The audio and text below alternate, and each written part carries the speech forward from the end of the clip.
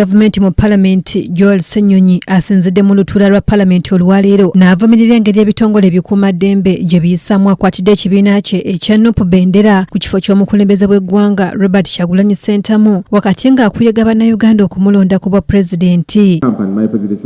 Police will normally take us off the main roads. A distance that should be 20 minutes ends up lasting 3 to 4 hours. So inevitably you will get to a rally late. And this is a complaint that we have raised regularly. Why is it that where other presidential candidates pass, the NUP presidential candidate is not allowed to pass?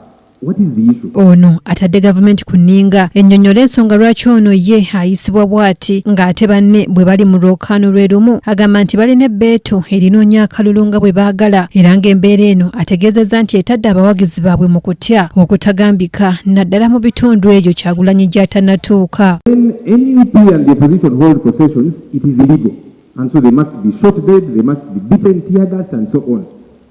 And for the NRM colleagues, it is okay. This is hypocrisy. And all of us should be condemning this. Because if actually processions are illegal, it should cut across.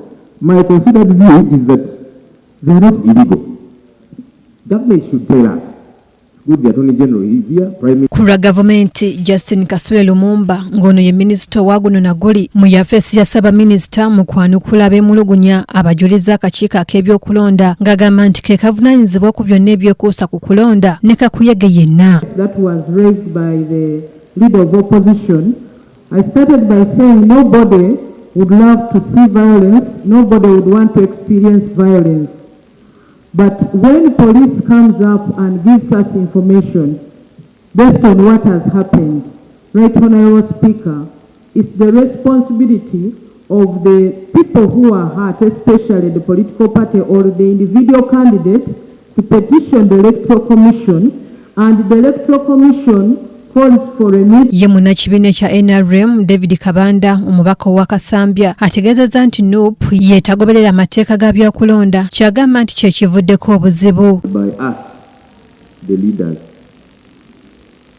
I have seen and watched several videos where the leader of the National Unity Platform has clearly stated that the security forces, police and UPDF, do not exceed 50,000 in number.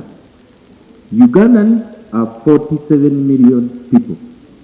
He was encouraging them that if they could rise up, they could overrun the police and the army. N'ababaka abalala boogedde ku ngeri ab'ebyokwerinda gye bakwatamu abavuganya ku bwa pulezidenti. Ebyokwerinda kye mukola kubanga kweyingiza byabufuzi byawulayawula kubanga tageti yonna olaba tageti nze candidate Kyagulanyi Ssentamu Robert ate ng'ekolebwa mu kagenderere ebitongole ebyokwerinda we bikozesebwa nga obulumbaganyi nga campaign tool eya candidate omu Mwai Museveni nga bagezaako okuziyiza bakandidate abalala n'okuba nti bikozesebwa okuziyiza campaign y'abo abavuganya gavumenti.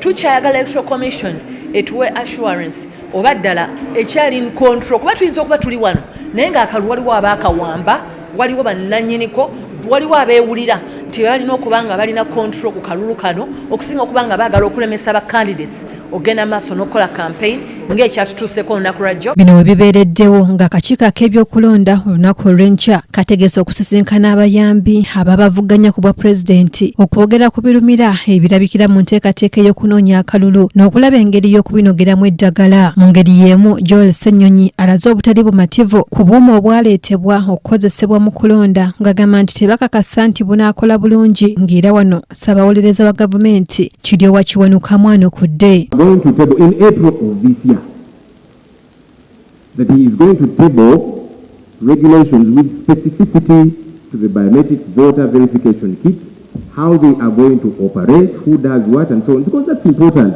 The generic law, yes, technology, we must be able to use it. That's why that 2021 SI is in place.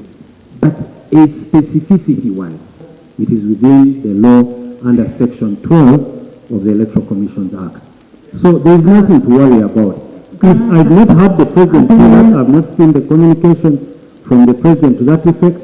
But the mandate to run the election is with the Electoral Commission. So any issues that you may have in respect to that, you can raise them with the Electoral Commission. But my advice to you is that you have sufficient legal infrastructure. Olwo abantu abamu okwemulugunya ku ngeri obuuma buno gye bugenda okukozesebwamu nga bakiteekamu n'amateeka. Sipiika ayise minisita ow'amateeka ne ssemateeka Nobert Mao okutangaza eggwanga ku nsonga eno. Commission that is responsible to carry the elections in Uganda. So leave my presidential candidate. Ssenyonyi Joseph yakusakidde eggulire lino ku lwa KTV amalindirire.